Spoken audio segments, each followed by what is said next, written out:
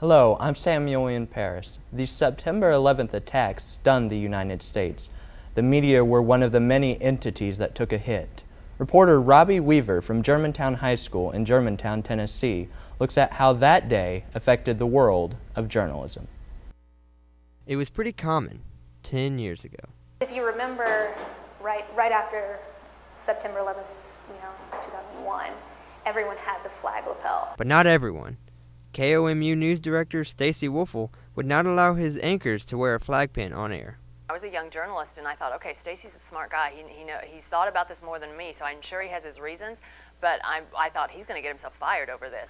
I think at the time there was a chance that could be perceived as being pro-government, pro-administration, and I just didn't see any reason to do that. After the September 11th attacks, patriotism was as strong as ever, and some say even for journalists who were supposed to remain objective at all times, even during tragedies such as this. The point of journalism is to give people information.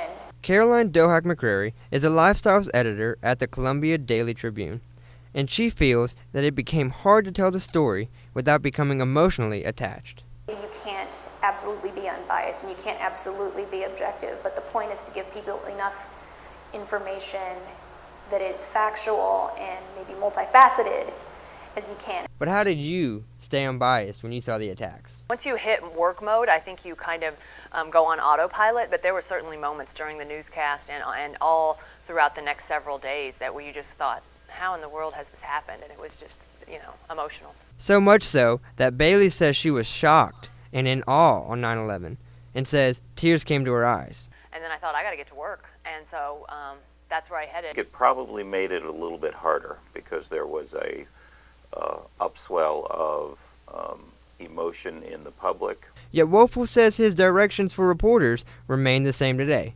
Adapt to the story.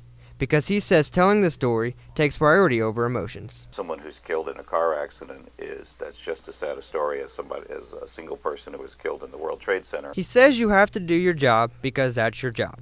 So the question remains, did reporting change after 9/11? Interestingly, I think there probably wasn't an immediate impact. Even if covering an eye-opening, life-altering disaster. Robbie Weaver, MUJW, Columbia.